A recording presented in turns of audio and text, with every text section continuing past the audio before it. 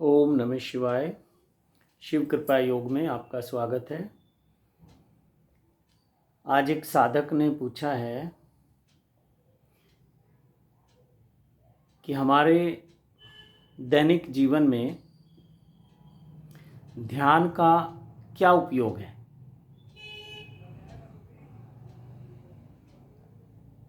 और इनका नाम है पंकज।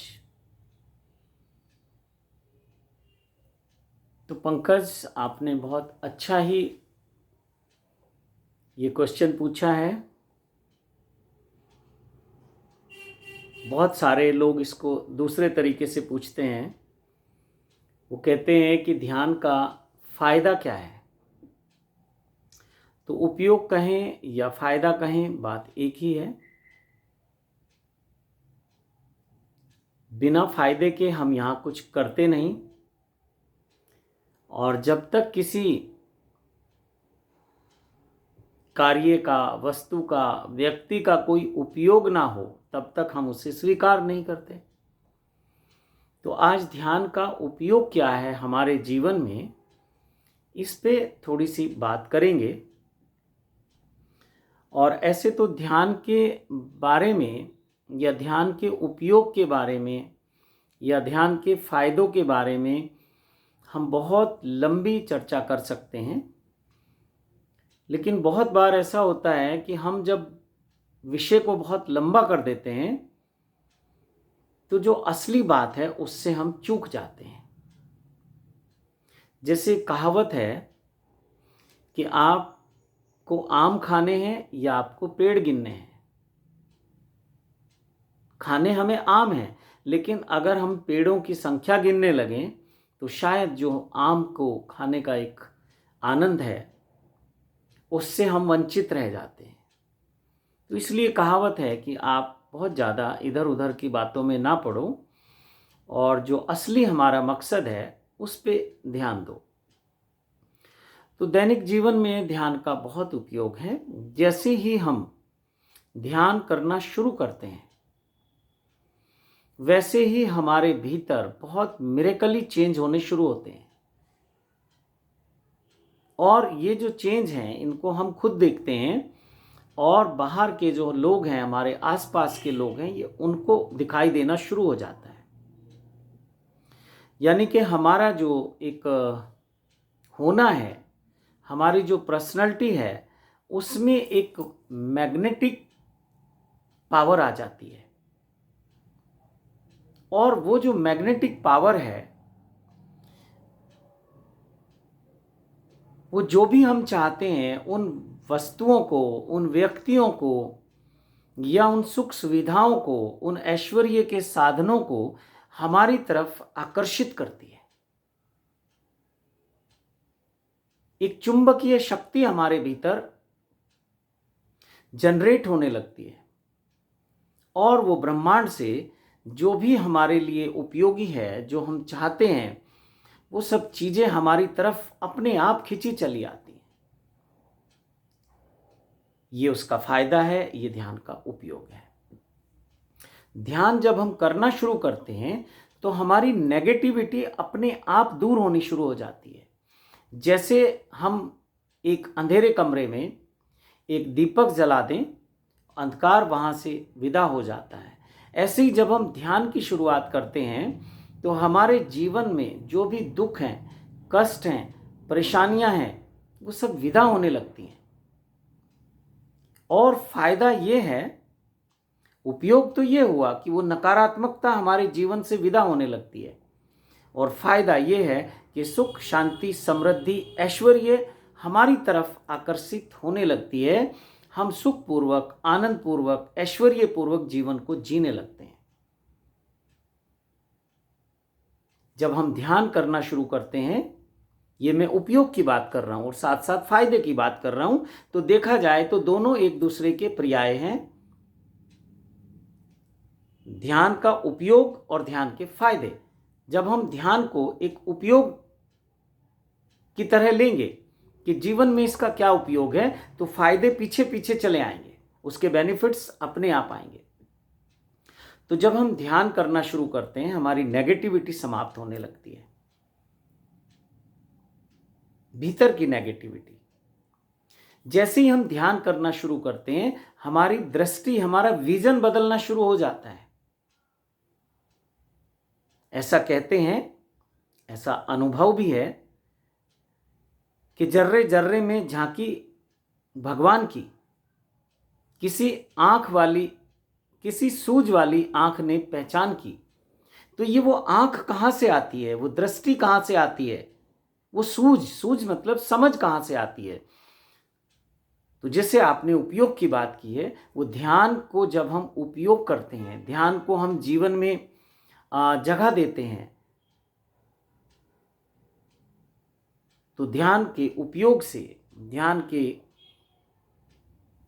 जो उसके करने की प्रक्रिया है, ध्यान जब हमारे जीवन में शामिल हो जाता है, तो हमें जर्रे जर्रे में उस परमात्मा की झलक मिलने लगती है। भगवान बुद्ध कहते थे कि अप दीपो भवा। कैसे बनोगे अपना दीपक, अपने लिए खुद का प्रकाश कैसे उत्पन्न करोगे? तो ये ध्यान से उत्पन्न होगा। भगवान श्री रजनीश ने कहा कि आपके भीतर बैठे हुए परमात्मा को प्रणाम करता हूं। अपने भीतर बैठे हुए परमात्मा को कैसे देखोगे? वो ध्यान के द्वारा ही देखा जा सकता है। बाहर के परमात्मा, जो मूर्तियां हैं, जो उनके चित्र हैं, या हमारी एक कल्पना है, या हमारी धारणा है, उस परमात्मा को तो हम देख लेते हैं। लेकिन जिस परमात्मा की बात संतों ने की,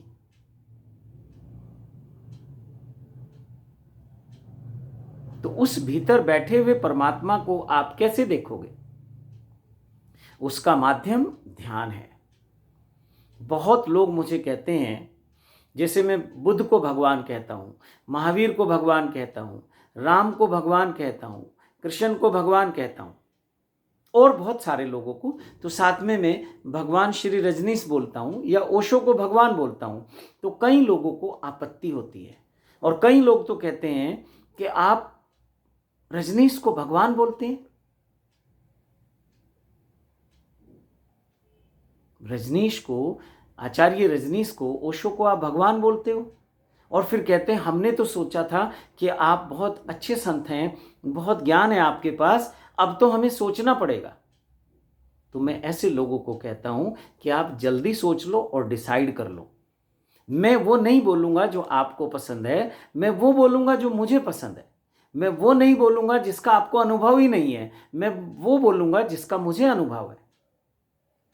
तो भगवान श्री रजनीश ने, ओशो ने जितना ध्यान के बारे में लोगों को जगाया, जितनी ध्यान की प्यास पैदा की, जितना उन्होंने स्वयं के होने को जानने के लिए प्यास पैदा की, या उस बुद्धत्व का अनुभव कैसे हमें हो, उसके लिए हमें जो मार्गदर्शन दिया, उसके लिए जो हमें ध्यान की विधियां दी, उसके लिए जो हमारे भीतर प्यास पैदा की, मुझे नहीं लगता कि ओशो से पहले भी कुछ लोग इतना बड़ा काम करके गए। मुझे तो लगता है कि बुद्ध, महावीर, कबीर, बहुत सारे जितने भी संत हुए हैं, संबुद्ध लोग हुए हैं, उन सब से ओशो कहीं आगे निकल गए। और ये होना ही चाहिए। क्रम से विकास होता है। हमारा पहला अवतार, जो हिंदुओं की धारणा है, मत्स्य अवतार है। फिर हम कहते हैं कि नरसिंह भी हमारा एक अवतार है। आधा मतलब नीचे का हिस्सा नर का है, मनुष्य का है, ऊपर सिंह का है, शेर का है। और मत्स्य अवतार में भी यही है कि नीचे का हिस्सा मछली का है, ऊपर का जो फेस है वो हमारा मनुष्य का है। तो ऐसे करते करते करते करते विकास हुआ और कृष्ण भगवान तक हम आ गए। कृष्ण भगवान को 16 कला संपूर्ण कहा जाता है, लेकिन मैं कहता हूँ कोई भगवान 16 कला संपूर्ण होता है, लेकिन गुरु उससे भी ऊपर होता है, और गुरु में 20 कलाएं होती हैं। इसलिए कहा गया कि गुरुर ब्रह्मा गुरुर विष्णु गुरुर देवो महेश्वरा, गुरुर साक्षात परम ब्रह्म तस्मै श्री गुरुवे नमः। भगवान कृष्ण अवतार होके आए, विष्णु जी के हैं या शिव जी के हैं, क्योंकि शिव अवतार ही विष्णु हैं, और विष्णु अवतार फिर राम हुए, परशुराम हुए, या जो भी हुए, उसमें मैं नहीं जाऊंगा, वो मेरा विषय नहीं है। तो क्रम से विकास, तो जितने भी अतीत में बुद्ध हुए, उन सब में ओशो बहुत आगे हैं, बहुत बहुत विकास किया उन्होंने बुद्धत्व का, ध्यान की विधियों का। जैसे पतंजलि ऋषि ने योग का एक सिस्टमेटिक तरीके से हमें दिया, ऐसे ओशो ने ध्यान को बहुत सिस्टमेटिक तरीके से, साइंटिफिक तरीके से जनमानस को समझाया। तो मुझे ओशो को भगवान बोलने में जरा सी रत्ती भर भी कोई आपत्ति नहीं है, कोई परहेज नहीं है। अगर किसी को ये सुनने में बुरा लगता है तो मैं खुद उनसे माफी चाहता हूं कि आप कहीं और जाओ, भागवत कथा सुनो, राम कथा सुनो, वहां जो मिट्टी के माधो हैं, जो भगवान बना रखे हैं उन्होंने, उनकी आप धूप बत्ती करो, अगरबत्ती करो, पूजा करो। शायद अभी आप वो गुड्डे गुड़िया के खेल के ही लायक हैं, उतनी ही समझ आपकी विकसित है। तो ध्यान के उपयोग से आपको अपने भीतर बैठे हुए परमात्मा के दर्शन होंगे, और जो दूसरों के भीतर परमात्मा दिखता है, जैसे ओशो को दिखता था, तो आपको भी दिखेगा। ध्यान के उपयोग से, ध्यान के प्रयोग से आपका ओरा बहुत पावरफुल हो जाता है, आपका ओरा, आभा मंडल बहुत पॉजिटिव हो जाता है। ध्यान के प्रयोग से, ध्यान के उपयोग से आपके जीवन में धन की, जिसको मैं कहता हूं सुख, शांति, समृद्धि, ऐश्वर्य, आम आदमी उसको धन कहता है। धन बहुत लोगों के पास है, वो दुखी भी हैं, और धनवान व्यक्ति ज्यादा दुखी है। लेकिन सुख, शांति, समृद्धि, ऐश्वर्य ये किसी किसी के पास होता है, किसी प्रबुद्ध व्यक्ति के पास होता है। नहीं तो दुख, अशांति और समृद्धि के नाम पे दरिद्रता, और ऐश्वर्य के नाम पे सब कुछ है, महल है, कोठी है, बंगले हैं, लेकिन कहीं चैन नहीं है, ऐश्वर्य दिखता नहीं है, पड़ोसी के यहां दिखता है, अपने यहां नहीं दिखता। तो ये समझ विकसित होती है ध्यान से कि सुख क्या है, समृद्धि क्या है, ऐश्वर्य क्या है। और जिन रिद्धियों सिद्धियों के पीछे आप भागते हो वो मिलती हैं ध्यान से। ये बहुत सीक्रेट बता रहा हूं आपको, और कुछ भागना नहीं है। जब कोई व्यक्ति ध्यान में गहरे उतरता है तो ये रिद्धियां सिद्धियां अपने आप आपके पीछे आती हैं, ये देवी देवता आपके पास आते हैं। कहानी है कि भगवान बुद्ध को जब ज्ञान प्राप्त हुआ तो कहते हैं कि देवता उनके दर्शन करने आए। देवताओं ने स्वर्ग से उन पे फूलों की वर्षा की, इधर आप देवताओं पे वर्षा कर रहे हैं फूलों की। कहीं माला चढ़ाते हैं, कहीं फूल चढ़ाते हैं, कहीं धूप दीप जलाते हैं, देवता हैं कि वो सुनते ही नहीं है। और ये जो मंदिरों में आपकी मनोकामनाएं पूरी हो रही हैं, इसमें 99.9% आपके मन का खेल है। मन को भरोसा आ जाए वही मनोकामना पूरी हो जाएगी। मनोकामना पूरे पन से अगर कोई कामना आपने कर ली और मन को भरोसा आ गया, वो पूरी हो जाएगी, अस्तित्व उसको पूरी कर देगा। लेकिन हमें भरोसा नहीं आता, हमें कोई आधार चाहिए, हमें कोई साकार रूप चाहिए उस परमात्मा का। तो हिंदू बहुत समझदार हैं, उन्होंने मूर्तियां निर्मित कर दी और कहा कि जाओ मंदिर में जाके मांग लो, जाओ भगवान से मांग लो। फिर बहुत सारे मंत्रों का क्रिएशन हुआ, फिर बहुत सारे पाठ हुए, कहीं हनुमान चालीसे का पाठ है, कहीं संकट मोचन का पाठ है, कहीं वो बहुत बहुत तरह के पाठ हैं, हर देवी देवता के बहुत पाठ हैं। फिर आपको भरोसा आए इसलिए उस प्रक्रिया में आपको लगाया गया। और ऐसा ना सोचना कि मंत्र काम नहीं करते या वो पाठ काम नहीं करते, लेकिन उनके पीछे जो विज्ञान है वो आपके मन को भरोसा आ जाए, आपके मन को विश्वास आ जाए। और वो जो आपके जीवन में भटकन है वो मन के कारण है। तो ध्यान जब आपके जीवन में उतरता है, ध्यान का जब आप उपयोग करते हैं, ध्यान का जब आप प्रयोग करते हैं, तो आपका मन विदा हो जाता है। और जैसे ही मन विदा होता है तो आप उस अस्तित्व से, उस परमात्मा से, उस शिव से जुड़ जाते हैं। और फिर उस अवस्था में जो भाव उठ जाए, ये विचारों से परे की बात है, भाव, जो भाव उठ जाए, और भाव वही उठता है जो आपकी मूलभूत आवश्यकता है। विचार तो उन चीजों के भी उठेंगे जिनकी आवश्यकता नहीं है, लेकिन भाव आत्मा के बहुत करीब है, शरीर और मन के पार है भाव। तो भाव जैसे ही उठता है, अस्तित्व उसको पूरा कर देता है। इसलिए कहा जाता है कि ध्यानी व्यक्ति को मांगना नहीं पड़ता, ध्यानी व्यक्ति कभी भिखमंगा नहीं होता, ध्यानी व्यक्ति हमेशा सम्राट होता है। और ध्यानी व्यक्ति अगर उस निर्विचार की अवस्था में कुछ बोल दे, वो पूरा हो जाता है। और ध्यानी व्यक्ति अगर निर्विचार अवस्था में कुछ भी आशीर्वाद दे दे, वो फलित हो जाते हैं। इसलिए कहते हैं कि गुरु का जो वाक्य है उसको परमात्मा भी नहीं काटता। और गुरु कौन है? जो मन के पार है, जो तन के पार है, जो आत्मा में स्थित है। और आत्म स्थित होने के लिए ध्यान के ही जहाज में जाना होगा। आत्मा तक जो आपकी अप्रोच होगी, आत्मा तक जो आपके जाने का एक माध्यम बनेगा, वो ध्यान बनेगा। तो ध्यान के इतने उपयोग हैं कि मैं गिनवाते गिनवाते शब्द खत्म हो जाएंगे, लेकिन ध्यान के उपयोग, ध्यान के फायदे कम नहीं होंगे।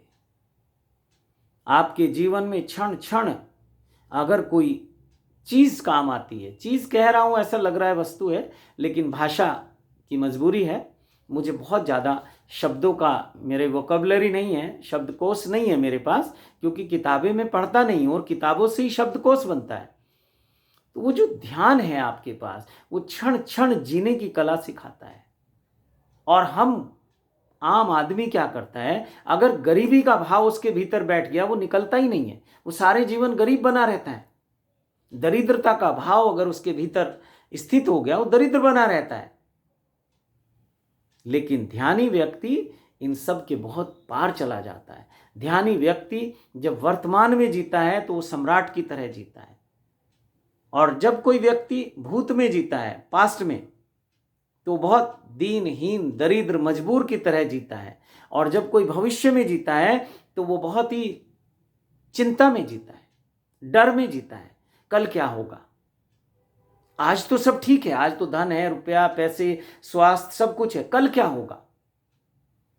कल की चिंता उसको सताती है, उसके जीवन को नरक बनाती है।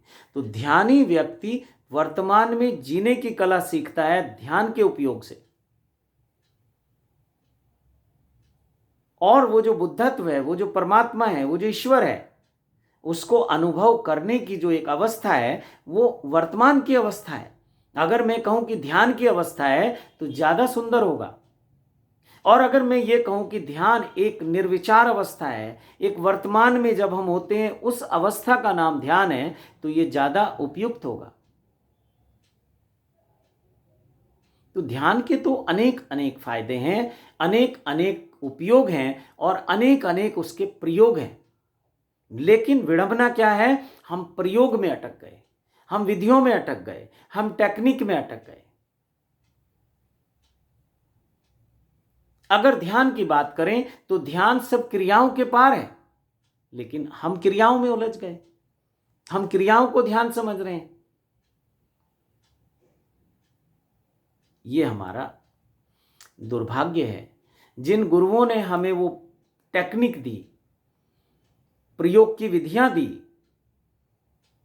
उन्होंने तो बड़ी करुणा, बड़ी कृपा, बड़े चिंतन मनन से हम कैसे विकसित हो सकते हैं, हम कैसे ध्यान में स्थित हो सकते हैं, इस पे बहुत बहुत प्रयोग के बाद वो विधियां दी। जैसे मैं ओशो की बात करूं तो ओशो ने 112 विधियां दी। 112 विधियां शिव ने भी दी, लेकिन कहीं शिव की विधियां भी अब हमारे काम की नहीं है, जबकि वो कंटेंट हैं। ओशो ने बहुत बड़ा एक कंटेनर बना दिया और उस कंटेनर में हम उलझ गए। और संतों ने कंटेनर को बड़ा नहीं किया। जैसे बुद्ध हैं, भगवान शिव की जो पहली विधि है विज्ञान भैरव तंत्र की, उस पे काम किया, पूरे जीवन चलते रहे। कबीर साहब हैं, ऐसे ही उन्होंने एक विधि को पकड़ लिया, उस पे काम करते रहे। नानक देव जी ने एक विधि को पकड़ लिया, उसी पे काम किया, उसी की देशना, उसी का सब उन्होंने प्रचार प्रसार किया। ओशो ने 112 विधियों को आज के मनुष्य के अनुसार उनमें बहुत फेरबदल की।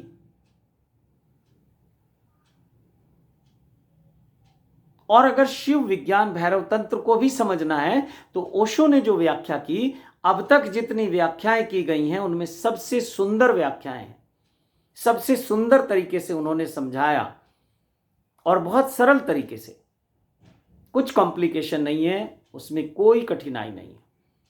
लेकिन उन्होंने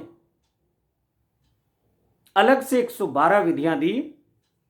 ध्यान योग प्रथम और अंतिम मुक्ति के नाम से वो पुस्तक है।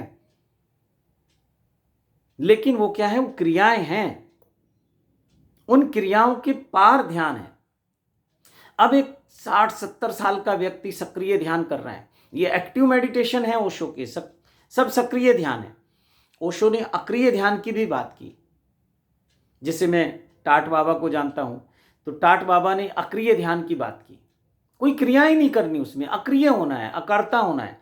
जैसे कृष्ण भगवान ने भी कहा कि तुम अकर्ता हो जाओ, नॉन डूइंग में चले जाओ। लेकिन ये इतना आसान नहीं है।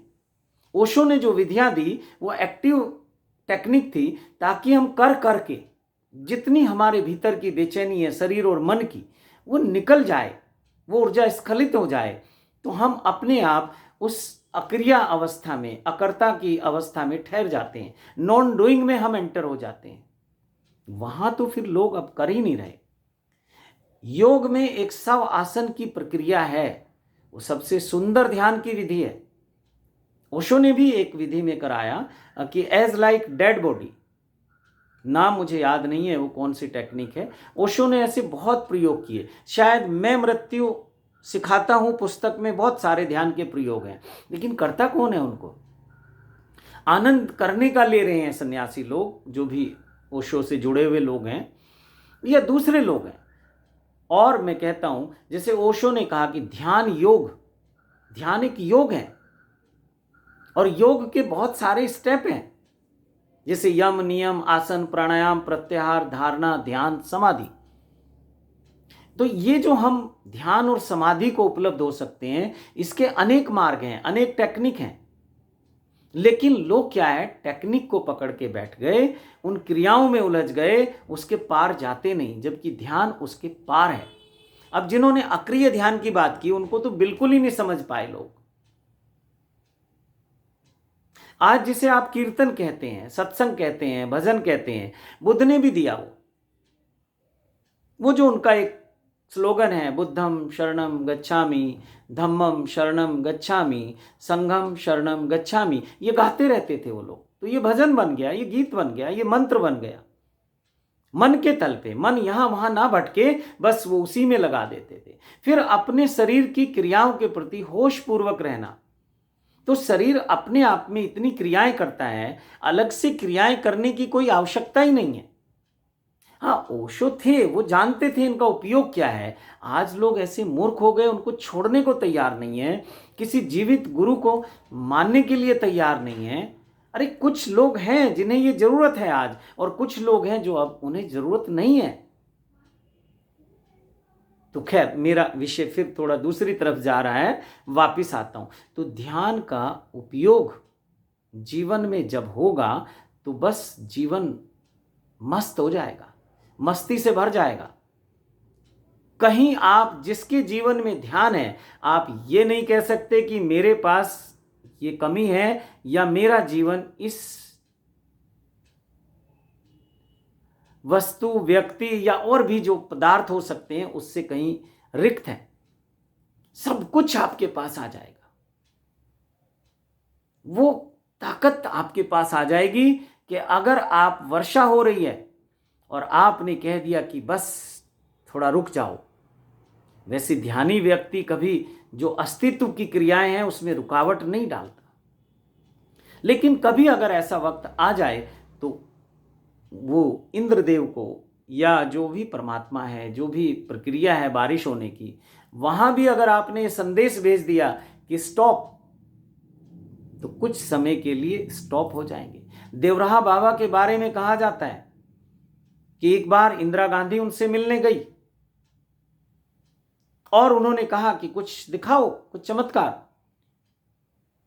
मुझे ठीक से ये कहानी याद नहीं है। वैसे देवराहा बाबा जैसे लोगों को चमत्कार दिखाने की आवश्यकता नहीं है, उनका जीवन ही एक चमत्कार है, उनकी हर बात चमत्कार है, उनका होना ही एक चमत्कार है। तो वो ध्यान की अवस्था में स्थित थे। लेकिन फिर भी कुछ ऐसी कहानी है, ये कहीं का ईंट कहीं का रोड़ा, भानुमति ने कुनबा जोड़ा। मैं बहुत सारी बातों का सारांश बता रहा हूं कि चलती हुई ट्रेन को कहा कि रुक जा, और ट्रेन रुक गई। और थोड़ी देर वहां जो उसके ड्राइवर थे या जो भी लोग थे, उन्होंने देखा कि टेक्निकल कोई फॉल्ट नहीं है, और फिर बोला कि चल, और ट्रेन चल पड़ी। एक मौनी बाबा को मैं जानता हूं, अब तो उनका शरीर शांत हो गया। वो घनघोर जंगल में रहते थे, हिमालय में एक झरने के पास, एक गुफा में। और वो कहते थे कि आज तो लक्कड़ नहीं है, और ऐसा बोलते हैं कि सुबह उनकी गुफा के बाहर बड़े बड़े लट्ठे लक्कड़ के पड़े होते थे। हाथी लक्कड़ छोड़ के जाते थे, जंगल से तोड़ के जो भी करके लाते थे, वहां लक्कड़ आ जाते थे। और उनसे पूछते थे कि ये सब आपका यहाँ कैसे जीवन चलता है। वो कहते हैं आकाश वृत्ति है। तो आकाश वृत्ति को अगर कहें कि ध्यान वृत्ति है, अगर उन्होंने एक बार ऐसे कह दिया कि भोजन भोजन उपलब्ध है। एक बार 2010 के कुंभ में मैं था, एक बहुत तपस्वी संत से मिलना हुआ, और उन्होंने ऐसी, वो शाम को बैठा करते थे और बड़े मस्त टाइप के फकीर थे, और बहुत ही साधारण रूप से रहते थे, सबके साथ एक मित्रवत व्यवहार करते थे। तो मुझे बोले कि कल्याण जी क्या खाएंगे। तो मुझे किसी ने बताया था कि बाबा जो हैं जो चाहे मंगवा देते हैं। तो मैंने कहा कि आज जलेबी खाएंगे। तो थोड़ी देर ऐसे ध्यान में बैठे, और बाद में हमसे बातें करने लगे। 10 से 15 मिनट गुजरे होंगे कि एक व्यक्ति आया, और अनजान व्यक्ति, कोई उनका शिष्य नहीं था, किसी को उन्होंने भेजा नहीं था, और वो लगभग 2-2.5 किलो जलेबी एक बड़े से लिफाफे में लेके आया, गर्मा गर्म। उसने जलेबी रखी, 10-15 मिनट बैठा वो, और फिर वो धीरे से चला गया। तो ऐसा बहुत लोगों का अनुभव था। एक संत मुझे मिले, वो जंगल में रहते थे, कभी शहरों में आते नहीं थे। तो वो रोज सुबह उठ के पूछते थे कि आज क्या आदेश है।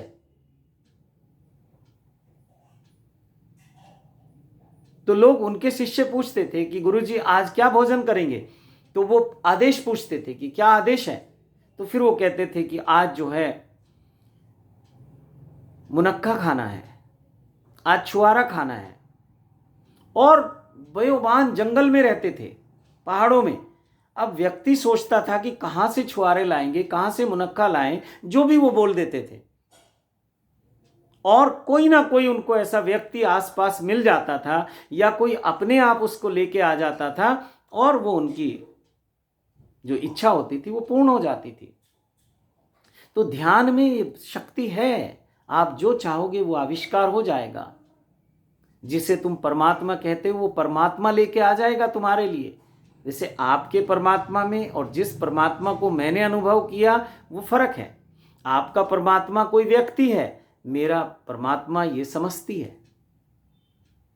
तो ध्यान के उपयोग अनेक हैं। अगर मैं 2, 4, 5 घंटे का समय हो और मैं इस पर चर्चा करता रहूं तो ध्यान के उपयोग, ध्यान समाप्त नहीं होंगे, और फायदे तो फिर अनेक हैं। जैसे ध्यान से आपको मानसिक शांति मिलती है, ध्यान से आपको शारीरिक स्वास्थ्य मिलता है, ध्यान से आपको, फिर एक सेंटेंस में कह दूं कि सुख शांति समृद्धि मिलती है, और सत्यम शिवम सुंदरम का मार्ग मिलता है। और फिर वो जो ईश्वर है, वो जो शिव है, वो जो परमात्मा है, उस शिव का साक्षात्कार आपको ध्यान में होता है।